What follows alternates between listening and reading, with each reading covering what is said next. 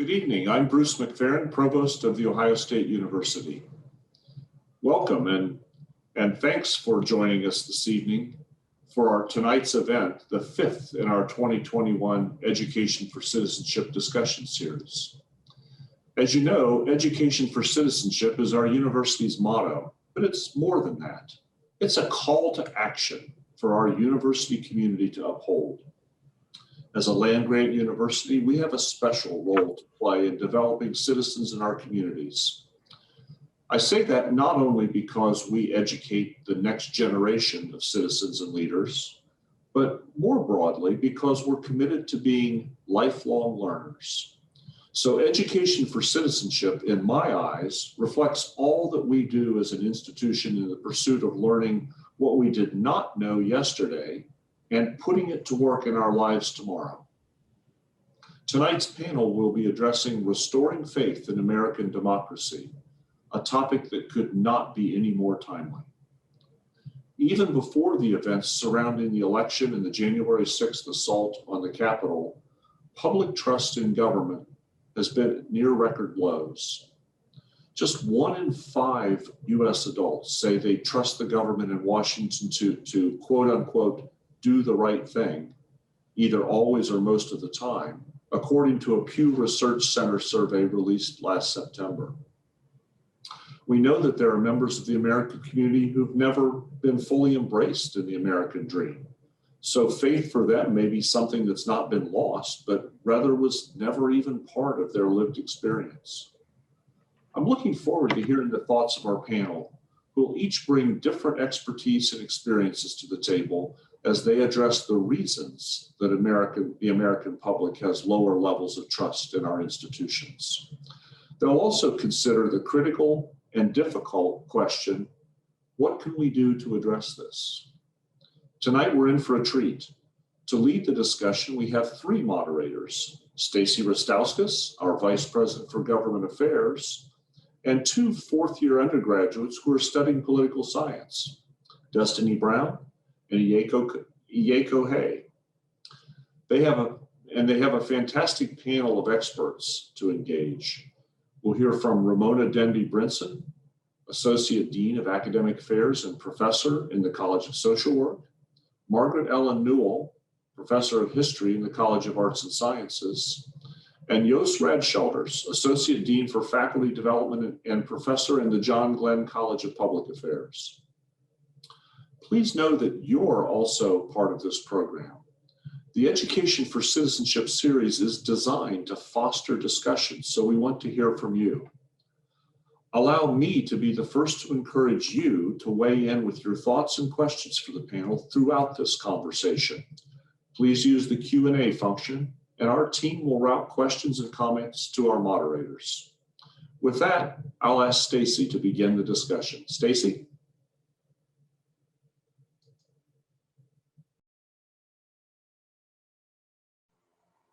Thank you, Provost McPheron, and good evening, everyone. I'll remind my fellow moderators and panelists that you will have to unmute yourself before you start speaking. And I want to pay a special thanks to all of you joining us virtually. And as the Provost said, we will encourage you to participate using that Q&A function. So let's get started. We are here to explore why there's declining faith in our democracy, whether this decline is real or perceived, and of course, as the Provost said, what do we do about it? So I'm going to start with a question to all of our panelists. In your opinion, what has been the primary contributor to this loss of faith in our democracy? Dr. Denby-Brinson, would you go first, please? Thank you so much, Stacy. Good evening, everyone. I want to thank the organizers of this event for this invitation, but also for the wisdom of this topic. I think this is a very critical topic. I'm honored to be here with my distinguished colleagues and really especially excited with the fact that we have student moderators, that we have Destiny and Eyako here, who are thought leaders in their own right. So thank you so much. So to your question, Stacy, what has been the primary contributor or the loss of faith in our democracy? So, you know, the first thought that occurs to me is if our democracy means that citizens of a great nation are living together and sharing power for the benefit of individuals and groups, then my answer is that we are not losing our democracy, but we've never had it. So the American democracy is always evolving, right? So it has been evolving to incorporate people and groups that were not originally granted citizenships. And while we can certainly point to gains that we've made to actualize our American democracy, the actualization process remains a dream deferred, to borrow from Langston Hughes. So when I think about the cornerstones of our democracy, things like freedom of speech, voters' rights, inclusion, equality, those things are constantly being influenced by a range of social political forces. And depending on one's positionality, our democracy remains quite evasive. So as we unpack this a bit more and we think about who's lost faith in our democracy, we also consider who has really never fully had faith in it. And I'm reminded of two Americas, that there still exists two Americas. And to be clear, when I refer to two Americas, I'm referring to Dr. King's 1967 concept where he references our divide. In fact, I think Andrew Hacker reminded us nearly a decade ago in his book, Two Nations, Separate, Hostile, and Unequal, that there exists two Americas. And I think what Hacker was really trying to convey to us is that we lead very separate, different lives, and depending on that positionality, we experience our American democracy in vastly different ways. So again, as we think about this question, for me, I wonder then who comprises those two groups? So who's lost faith and who's never had it? So who are those individuals? What's been their experiences and what can we learn from that? Thank you for that. Dr. Newell? Well, I'd like to second Professor Denby Brinson's thanks to the group that organized this panel and how much I'm looking forward to the discussion with our student moderators and with the public who are attending tonight. And I couldn't agree more with what my fellow panelists just pointed out about the challenges that democracy has always faced in fulfilling its promise in the United States. And I'd say broadly that people have lost faith in democracy because it has not shown great efficacy, particularly in the last 50 years at dealing with and meeting the challenges of our times, including climate change, including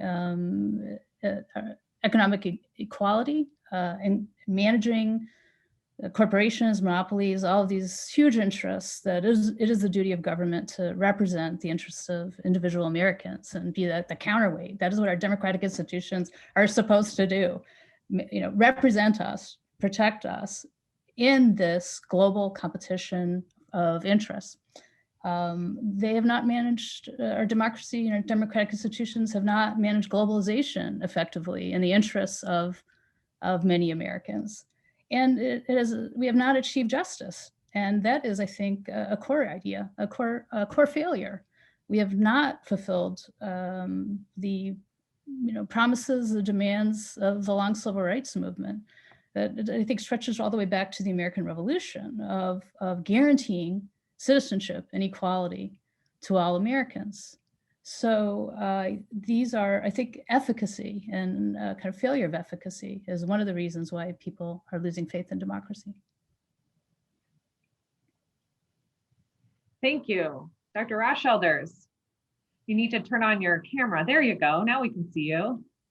I agree with what Ramona and Margaret said, but I take a little different tack. I was thinking back of when I went to secondary school, and part of the history curriculum back in the Netherlands had to do in what you would call 8th grade, the stamps, flags, and coins of how we govern. So that's legislature, executive, judiciary, how an act or how a bill becomes an act, a law, about political parties, but that was it. I didn't hear anything. I don't recall anything about civicness, civility, and citizenship. Now, in general, civics education has declined in the Western world at large. And what we saw happen on 6 January, for instance, is I think in part informed by, or is in part influenced by the fact that many people are not informed about what the position and role of government in society at the moment is. What does it mean to be a citizen? A citizen doesn't only have rights, such as freedom of speech and freedom of association, you also have duties, the duties to care for one another, and not just for those who are your kin or your closest friends. So I am inclined to think, I'm really glad, by the way, that the GE development program includes a track on citizenship, and I'm glad to be a member of that committee who's looking at that. Yeah? But I actually think that when we start in college to have courses that focus on citizenship, civility, and that includes stuff on diversity, inclusion, equity, and social justice, right? And that is stuff that I didn't hear about, what you, I think, Ramona, referred to when you talked about the 2 Americas. We should start in 7th grade. And I have some ideas about a curriculum for 7th to 12th grade, middle school up to high school, that prepares them for the kind of materials that we can offer in college. So I think the secret is in education. Our citizenry is not informed about the role of government. And when they talk about government, I actually think they talk about our political office holders, because in the 37 years that I've been teaching now, I've had a lot of civil servants, diplomats, military, police, social workers in my classes. And people don't complain. I know the research of people asked, are they content with services X, Y, and Z? And they're almost always content when you specifically ask them about police, parks and recreation, transportation, what have you, right? But government is often equated with the political system and with how our political office holders carry themselves, thinking about their re-election, thinking about a politics that is pursuing power at the expense of principles, instead of a politics that pursues policy for people. That's what I have to say. Well, thank you. I think we're off to a great start. And now I'm excited to invite my co-moderators to ask some questions themselves. So Destiny, why don't you jump in here? Yeah, thank you for answering that previous question and giving us some insight. The next question I have for the panels is, given the vast historical injustices and intentional exclusion of Black, Brown, and Indigenous people from the democratic processes in our country, why should we even restore faith in the American democracy? Why could now not be a time for the opportunity for reform and revolutionary change in the way our government operates? So if you could just elaborate kind of on why this isn't the time for change. Well, change is something that's continuous. And I think that change is sometimes a little slower, sometimes a little faster. And I myself perceive the changes in the past few years as sort of accelerating, especially given the attention that we have for diversity, inclusion, social justice, and so forth. I think the time is right to pay serious attention to what we can do in the educational system, and then especially the link between secondary and tertiary education. And I think it is education that will do it. And it will not have immediate results, but it will pay off in the longer term. And I know we're almost impatient. We can hardly wait for things to change, but things don't change overnight. But it comes with education, I'm convinced. And not because I'm a teacher, I'm really thinking that it will make a difference when we inform people. And it doesn't mean that Democrats want to brainwash Republicans and vice versa. No, it means that we understand each other's position and thoughts, because we have been taught to recognize that people come with different viewpoints from different cultural, ethnic, and take your pick backgrounds. Well, thank you. Go ahead, Margaret. Yeah. Yeah, I think that's an excellent question. It's a profound question, Destiny. And it's not one that I have an easy answer for either. I think generationally, it's hard for people, in my age bracket to think about change in a kind of amplitude that somebody in a younger person is going to be thinking about it. We're used to these institutions, and the idea of changing them is terrifying at some level, even though we see they're not serving the needs and interests of all Americans in an equal way. I do think, I agree with Joost that change has occurred throughout history, but I do feel that there are moments of rapid change, that change is not incremental. It tends to come in bursts. You know, the abolitionists went from being a fringe group, it was a fringe position, and changed American public opinion in less than 12 years, and you know, changed some global opinion too. So I mean, I think it's possible to achieve, you know, rapid change. And this looks like a moment in which this might happen. It's hard for me to think about what something other than our current democracy would look like. You know, I think I actually would like to hear from you and Eyako about this a little bit. My son goes to Columbus City Schools. He is taking AP Government, you know, and I've been talking to him and his friends for years. And I mean, they have very little faith in democracy. But they're very, and not even cynical is not even the word. They're very concerned about and are very focused on the failures of democracy. But I think they're having a hard time putting together a vision for an alternative. So I think in this moment, I mean, we're hearing about, let's change the filibuster, let's get rid of the Electoral College. You know, people are talking about fairly big changes to either congressional practice or things that are going to require constitutional amendments, you know, et cetera, of changing institutionally the ways in which government works, of, you know, thinking about voting rights in different ways, of thinking about, you know, changing primary systems so that the top two vote getters win, regardless of what party they're in, for example. You know, even the concept of a parliamentary system in which you wouldn't have a winner-take-all election, you know, where groups that can't achieve that a majority could still be represented in Congress in some way, shape, or form. I mean, these are things we see around us. They're examples we can draw from.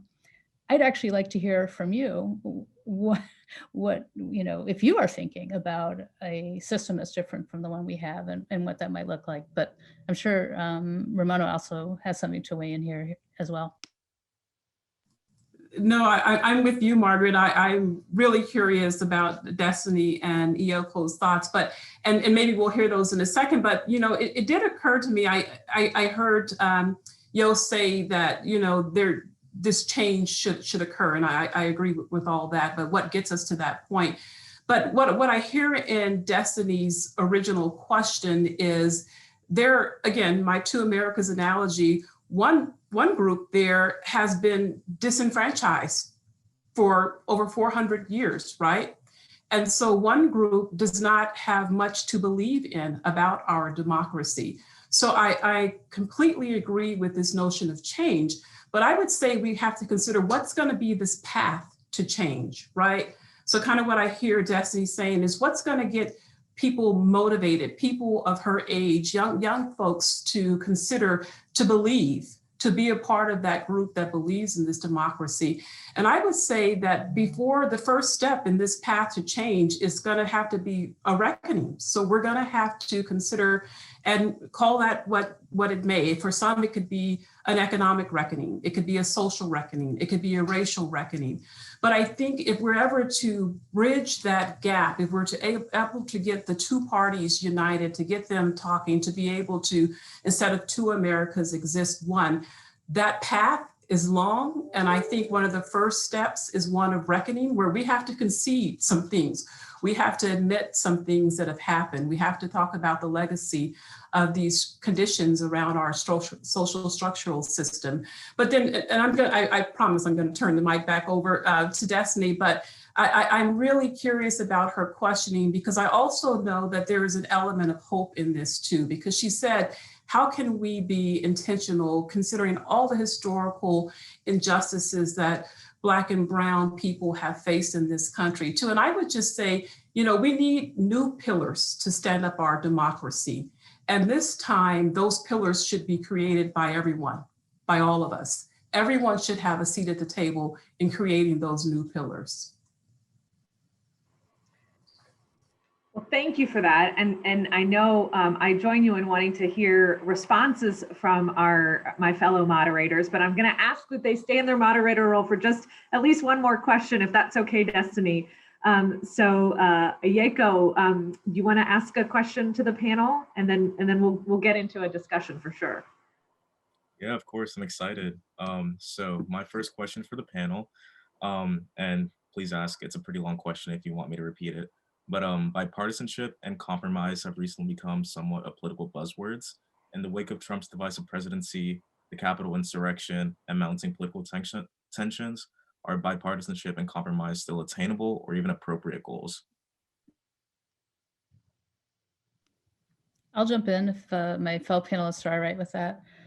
I mean, I think it's really hard to talk about bipartisanship in this moment as we're watching a film of what went on in the Capitol, of the violence, and really just thinking not just of this act of political violence, but of other similar acts in the past that have really subverted the democratic process. And part of the feeling of the lack of functionality of governments and the perception of failure of the central government that Jos has mentioned is actually the position of a political party has been to attack and undermine. So it's a difficult moment. However, I have been I have two comments to offer. One is that I see the current administration engaging in a different kind of bipartisanship and redefining bipartisanship as not necessarily occurring just with members of the other party in Congress, but of thinking about and bringing together stakeholders who have different sorts of political or economic positions and trying to draw them in to support of their political programs. So meeting with the U.S. Chamber of Commerce, for example. So in other words, non-political groups, non-elected officials that still represent the interests of the Republican Party. So I see them redefining bipartisanship to move beyond political office holders, or thinking about local political office holders, local government, governors, et cetera. And they might have they might have some success there. I think it's also interesting, and this is something that jumps off a comment Ramona made about the need for reckoning. So Anne Applebaum is a historian of the former Soviet Union and Eastern Europe, and she's been writing a lot about what's been happening to democracy in Poland and Hungary and other countries where it is under attack, where are moving towards authoritarian models, often supported by the elites in those countries.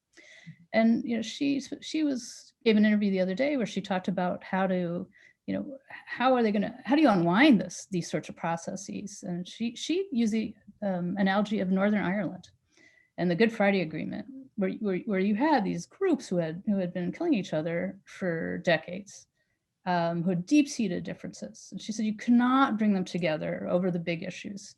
They had to start by working on other things that they could accomplish. And once they had done that, creating a community center, jobs program, et cetera, figuring out border processes. Once they had done that, then they could come around and put together bigger agreements. So I also see, I would also say that we're seeing actually in right here now, the identification of some areas where things could happen. Child poverty. There is some interest on both parties in doing something about, and plans about doing something about child poverty. I actually think, strange as it sounds, that infrastructure might be one of those things that might create possibilities for, has goodies for lots of different groups and interests, from including climate change, including social justice, including rural America, et cetera.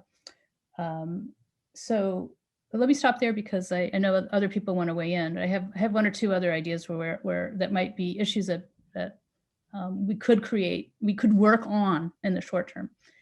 Well, I'm gonna jump in and remind our audience that they get to participate too. So please add your questions to the Q&A function. But I want to follow up on that thread with the next question, because playing a little bit, I don't know if it's exactly the devil's advocate, but I want to posit that maybe democracy isn't broken. You just Margaret gave some great examples that are actually have been happening in recent history, and as Yost mentioned, our trash is getting picked up, our Social Security checks are being delivered, vaccines are being distributed, taxes are being collected, all because of government, all because of a democratic system of government that we have. And in fact, in the end of a lame duck session at the end of 2020, Congress passed a bipartisan COVID relief package worth $900 million and a $1.4 trillion government funding bill that funds every government agency and programs that many of which I just mentioned. So I'm wondering if democracy might not be broken, but it's our commitment to it. And again, kind of building upon Yos's point about civics. So what could we inspire? What could we do to inspire more commitment? Okay, I have to say something here. Good question, Stacy. Now let me see. I think the secret of democracy, and I agree it's not broken. I think the secret of democracy is understanding, and I quote, allegedly John Stuart Mill, "My freedom to punch you stops at your nose." This basically means that you are free when I restrain my urges. The citizenry is not free when politicians, and I know in the past in the United States, both Democrats and Republicans have manipulated the democratic political system to seek advantage through redistricting, to all sorts of voting tricks. Yeah. The secret of democracy is self-restraint, or if you will, the golden rule. Yeah. As for polarization, I firmly believe that at least 70% of the American population is somewhere right or left of center, and that the political debate at the moment is dominated by those at the extremes. We don't need that. We need centrists from the left and from the right. We don't need one viewpoint to dominate in Congress or at state levels for that matter, because there's a lot of manipulation of the democratic institutional arrangements at the state level as well.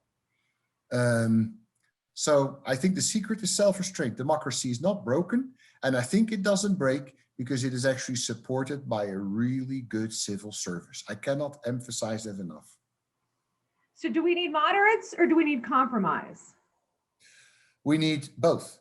We need moderates. We need people who are willing to pour some water in the wine and find somehow a happy middle. It is Aristotelian and it's boring, I suppose, but extremes are not productive. And I have to emphasize again that when people talk about polarization, let's make sure we understand that this is at the level of political office holders.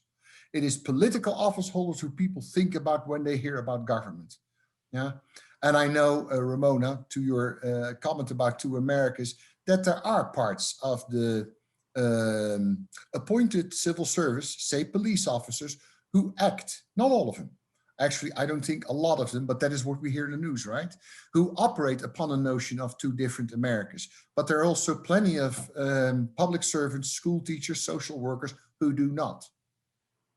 I'm convinced of it. I hope that. I told my students that in class last semester, I have hope for this future. And they are desperate to hear that there is reason for hope. Yeah. And I'll just weigh in quickly. I don't disagree with my colleagues. I have hope as well. But when you invite a social worker to this panel, you're going to get a little different take here. And I want to take us back to the need to understand human behavior. So compromise is great, bipartisanship is great, but we have to understand what's driving this divide. How do people even arrive at this place, right? So when we think about those who have lost faith, a popular refrain you hear from that part of America is, our traditional American way of life is disappearing. I feel like a stranger in my own country. We have to get behind the psychology of that. What are they saying? What are the factors they're experiencing? And so this is the working class. This is people who've lost their jobs, people who feel like their jobs have been outsourced. They have a sense of displacement. These are people who are still reeling from the 2008 recession, where people lost homes and they saw their savings accounts depleted and people had to come out of retirement.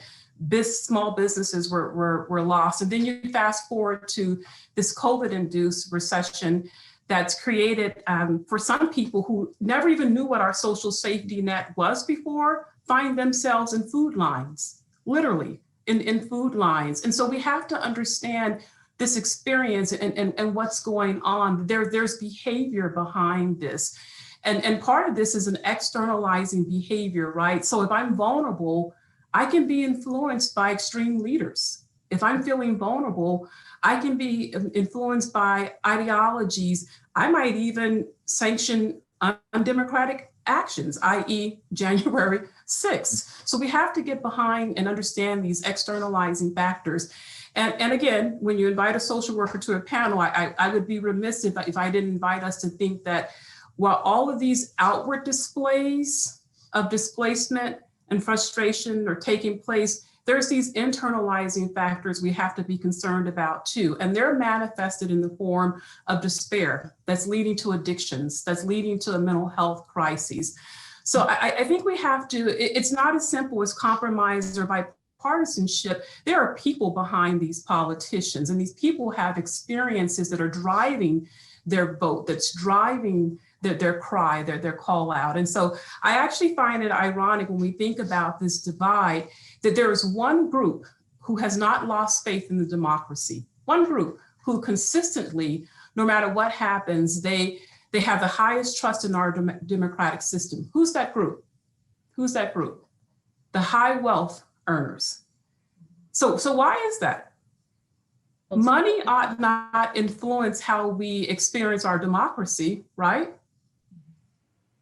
Well, I think the rich identify their interests with the interests of the country. So they're, I think democracy has delivered for them, but it maybe has not delivered for. Well, Ramona has a point, of course.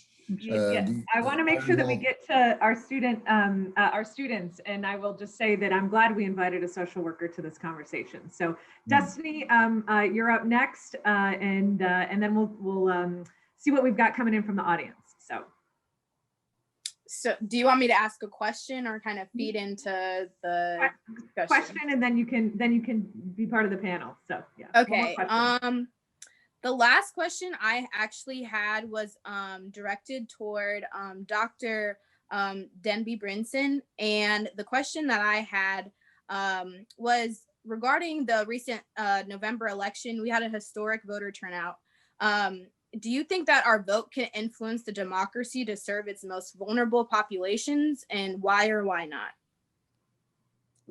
Oh my God, I love you, Destiny. I love you. So not only do I think that our vote can influence the democracy, we should never cease believing such. We have to.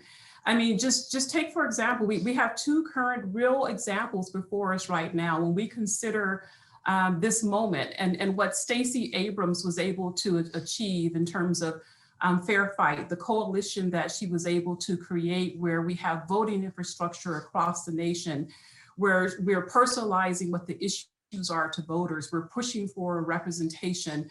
We're emphasizing that we want candidates who put forth a platform in favor of vulnerable people, platforms like healthcare access and education reform and minimum wage. And so, that's a clear example of the power of our vote and coalition building.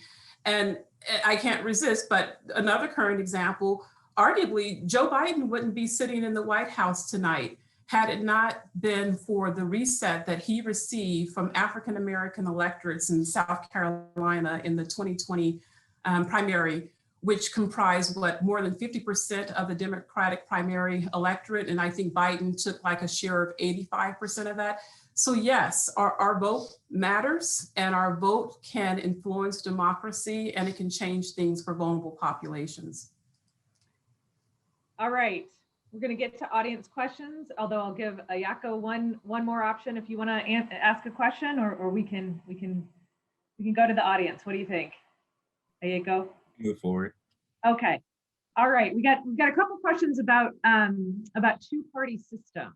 So I'm going to read this. So younger participants in democracy often become apathetic because they feel the primary election system produces candidates in the two political parties who do not represent their views. Could reforming primary elections bolster faith in American democracy at the ballot box? Maybe that's for you, Destiny and Eyako. But open to anyone. Eyako, you can go first. All right, can we repeat the question one more time? Sorry.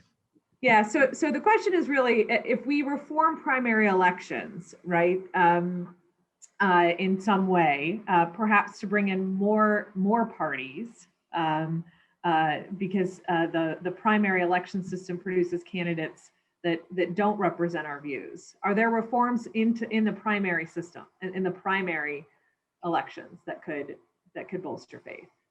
Well, I think this is like a very interesting question because like our two-party system obviously doesn't serve everybody equally, and it doesn't really operate in the best interest of the American people at large. But when you start thinking of like, you know, third parties and like granting opportunities to other political candidates to sort of like voice their opinions, voice their policy platforms in these like primary sort of elections, I just don't think there's any like concrete perfect way of restructuring primaries, at least like right off the top of my head, that'll better appeal to people, especially younger voters. But I think a lot of the issues that, maybe a lot of the grievances that young people have with democracy are sort of systemic in a way.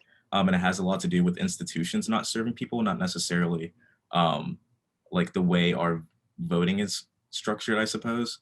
And kind of going back to a point that Professor Ramona brought up earlier about how, or I believe it was her, I'm sorry if I'm forgetting, but about how we're just so comfortable with certain institutions that are in place right now that we don't really seek to question them or ask whether or not we can do better than our current political system.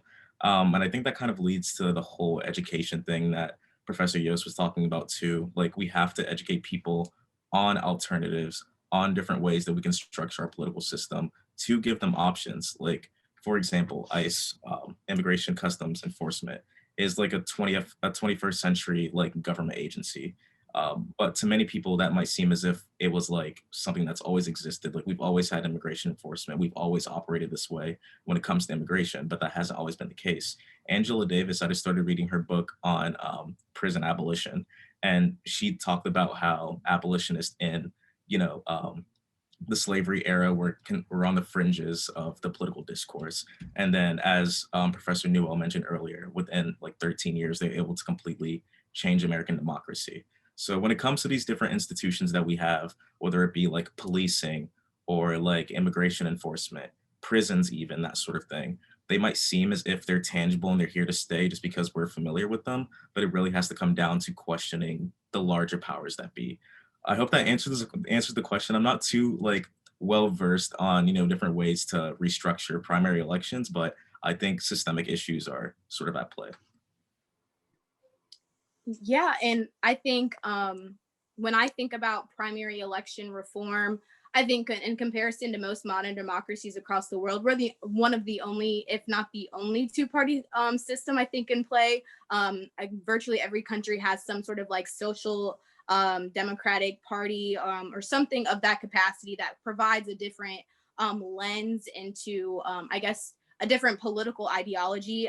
We're on a spectrum of liberalism, so it's one side or another. It's really hard to say that I guess this reforming of the primary election will truly encompass the change that we need.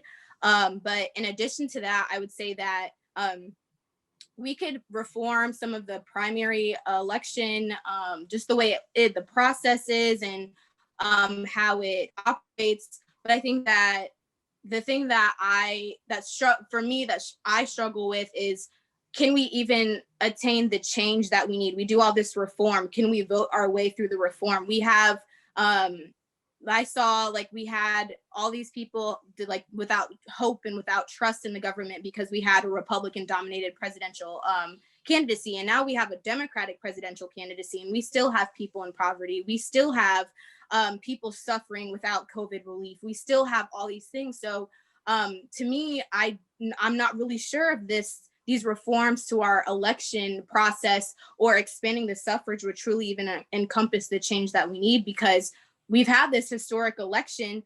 We think that by now we have some relief to get out to families who are suffering in these frigid conditions with COVID relief or anything like that, and we still don't. So I don't really know what that looks like. And this is with a Democratic ran House, and we have a tie in the Senate and a Democratic president, and we still kind of have these conditions and we can have these struggles.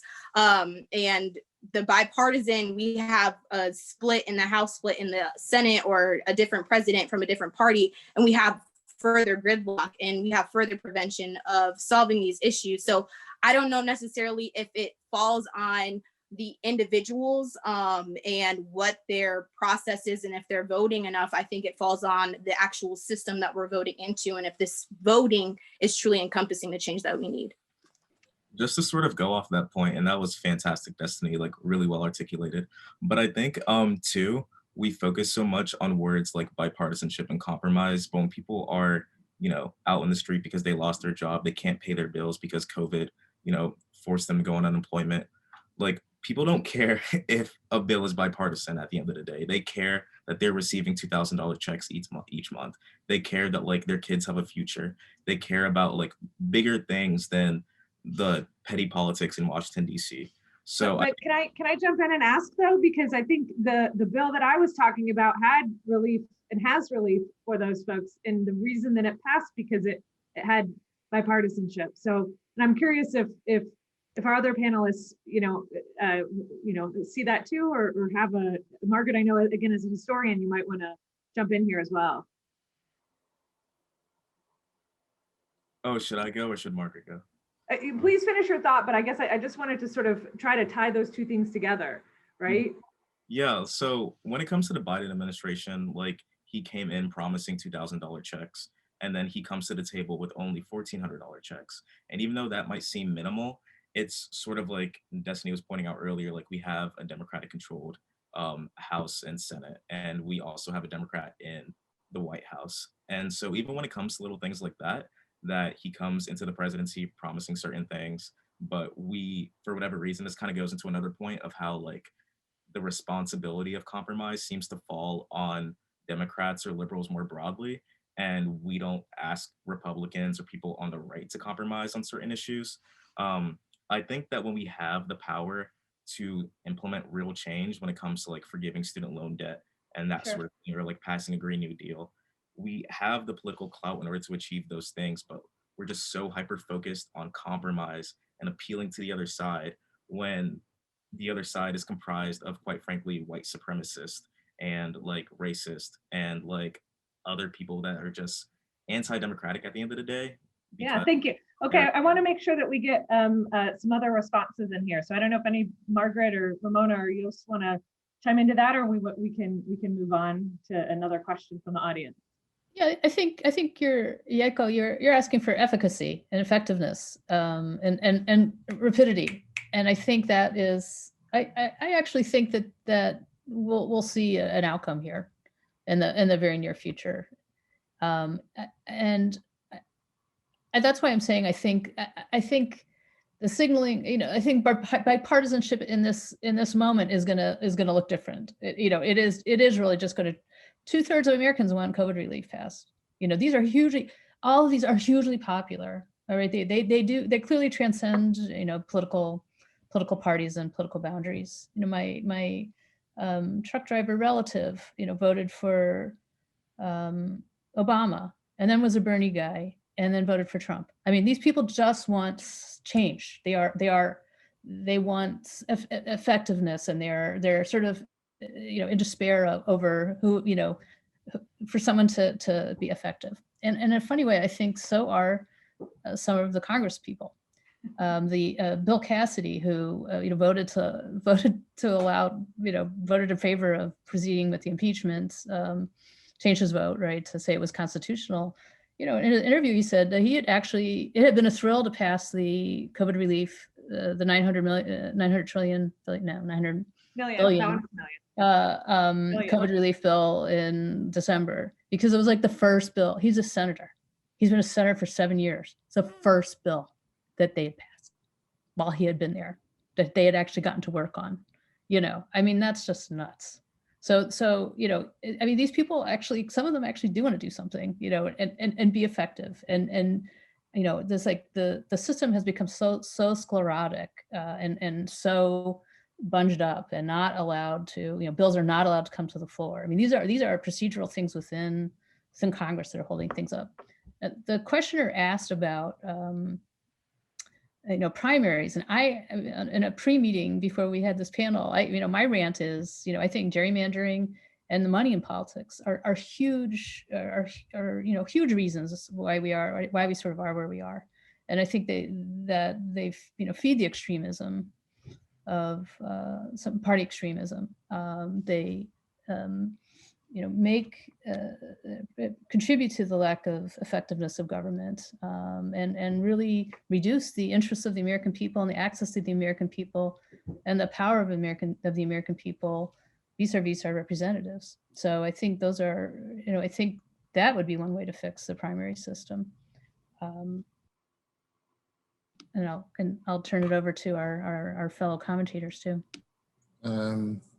There are several problems with the American political system and the electoral system. But one thing from research is that multi-party systems are generally, quote unquote, kinder and gentler systems, because it doesn't lead to what I call in my last book, nana nana boo boo politics. I'm going to get back at you once I'm in power. The American institutional arrangements for governing is adversarial from the beginning. Now, I do believe in checks and balances, but when they're used to negative purposes, that is to hold on to power for your own lust, rather than to seek power in order to pursue policies for people who have been disadvantaged in the past. Yeah. So, and there's another element I want to mention. People, and I catch myself often enough doing that too, think in stereotypical terms. And the only way that they can start talking with one another, or that they can learn about one another, is to talking with one another. And you can learn that in school. I firmly believe that. Now, example, Isabel Wilkerson in Cast mentions a moment that she has a major flood in her basement. A big white guy comes, she has to move her stuff in the basement, and he is not helping her at all. Then they start talking about their moms.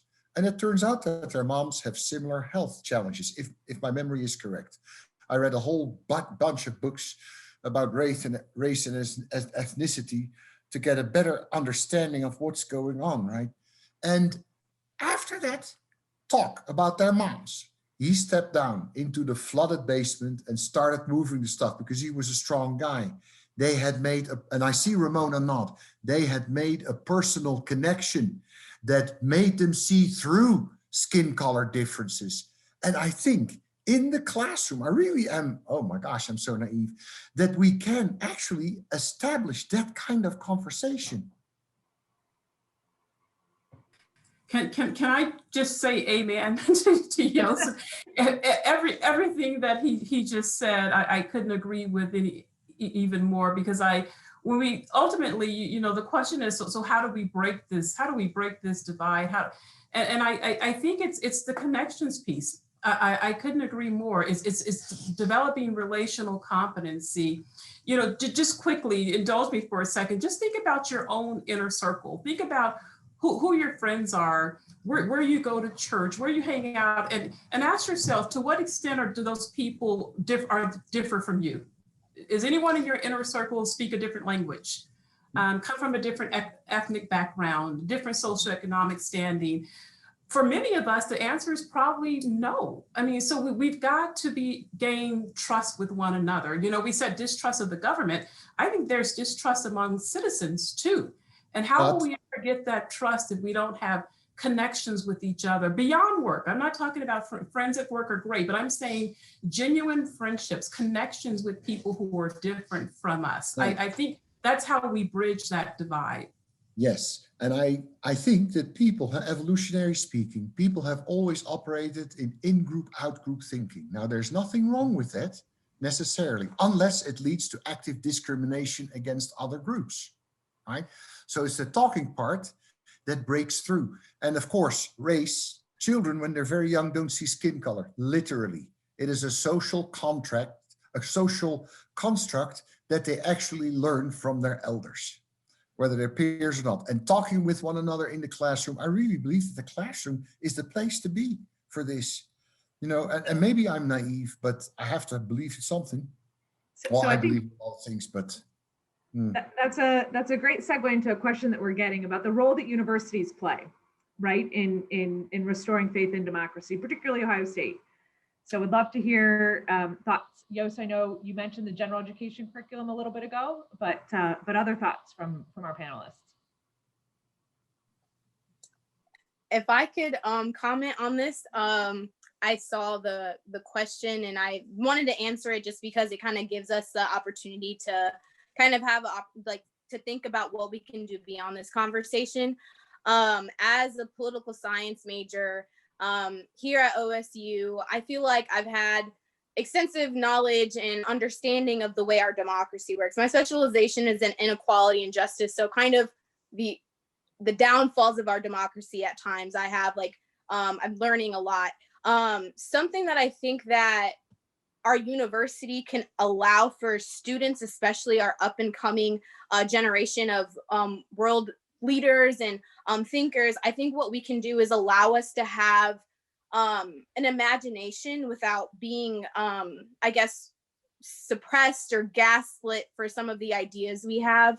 And I think, like, for example, in the curriculum that we learn, not just asking us what we learn about history and what theorist is this and this, but enabling us to be theorists ourselves, enabling us to conceptualize, think critically, and be like, here are different democracies. Is America a democracy itself? I'm not sure. Here, let me analyze this. Not just thinking about, I'm thinking about Lipset, his ideology on American exceptionalism Awesome. is a great example, but just thinking about different ways that we can, as students, can grow further as thinkers and what we think about this political climate.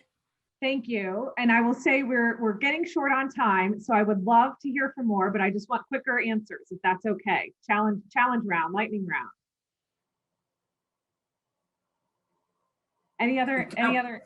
Yes, yeah, Ramona, I'll follow Destiny. I'm still just loving the word imagination. I love her answer there.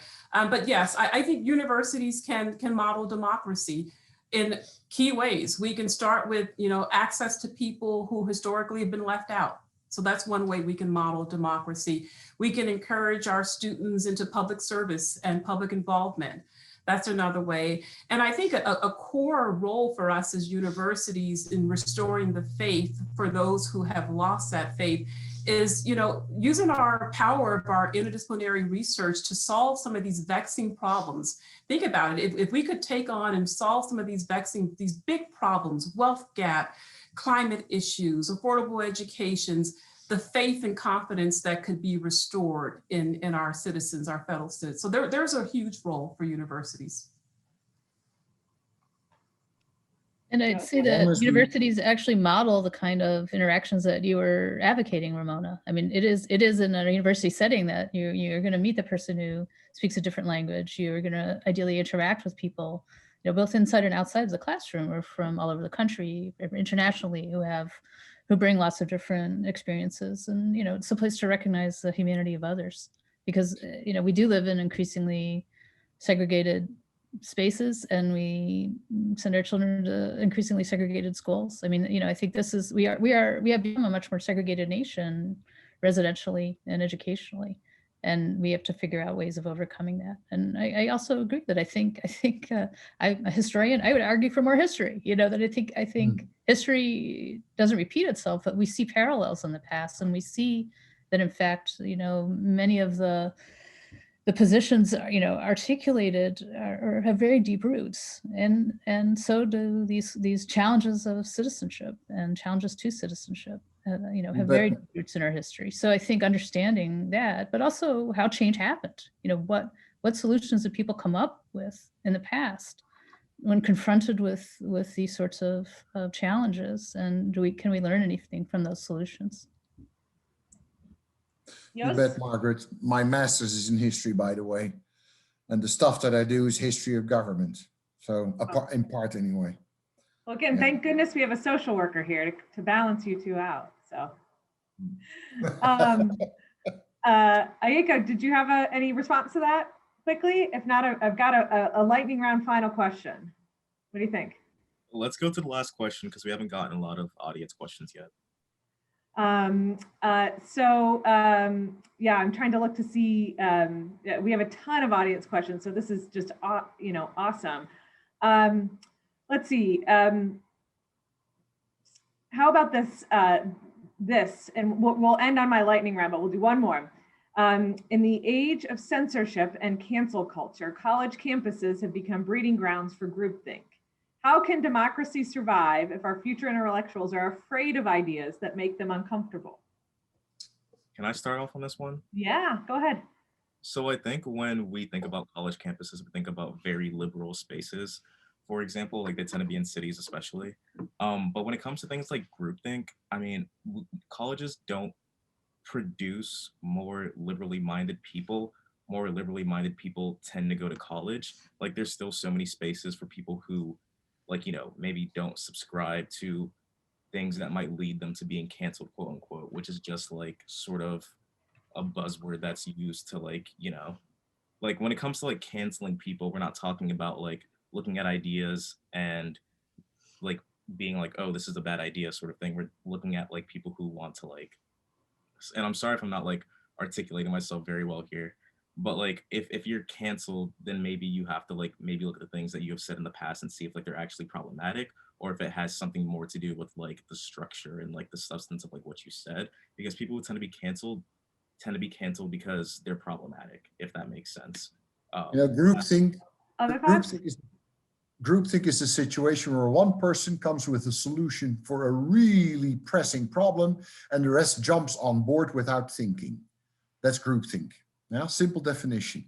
But in colleges, when people talk with one another, you can break through that groupthink. Yeah, we can break through thinking in terms of stereotypes, because we all think in terms of stereotypes. You have to learn to recognize them so that we can deal with them. Yeah, and groupthink is when people talk ideology in their papers rather than base their papers on facts and evidence. I cannot emphasize that enough. I'm a scholar, right? Like my colleagues here. And like your students are, you're scholars too, you're studying. Yeah, that makes you a scholar. Yeah. So we present information on the basis of facts and evidence. Groupthink is often more ideological than factual. Sorry, I mean, I don't want to occupy too much time, but Sorry, Ramona, what do you think? All right. Well, we have 2 minutes left by my clock, so I want to end on a note of hope, and I'd like each of you to say in one word or phrase, what is the one thing we can do to restore faith in democracy?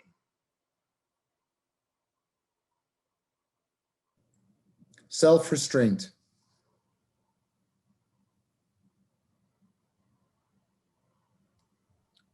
Systemic restructuring, in some cases abolition. One word. Oh, It was a long phrase. I'll give it to you though. Yeah. Abolition.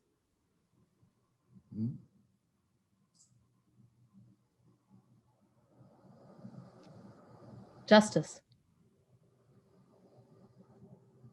Margaret beat me to mine. I should have jumped in. I would say acceptance. Thank you. Thank you all for a great conversation and a great evening. And audience, I want to thank you for your questions. I'm sorry we couldn't get to more of them. Democracy is not a spectator sport, so I thank you all for participation in this conversation. So this has been the 5th Education for Citizenship series in the spring of event for the spring of 21. I'm encouraging everyone who may have missed the previous discussions to take some time to explore the videos that have been posted on the Education for Citizenship webpage. And you can see the address right there, and continue the conversation. Education for Citizenship is not only the university's motto, but as the Provost said, it's integral to our mission and a feature of the education that we are constantly seeking to reinforce. We continue to discuss the future events, but in the meantime, you can see the Respectful Dialogue Toolkit, information about the Divided Community Project, racial justice resources, and videos of previous discussion series on the webpage. I once again really want to thank all of the panelists and my co-moderators / panelists for tonight, and for all of you for joining us. Thank you and have a good night.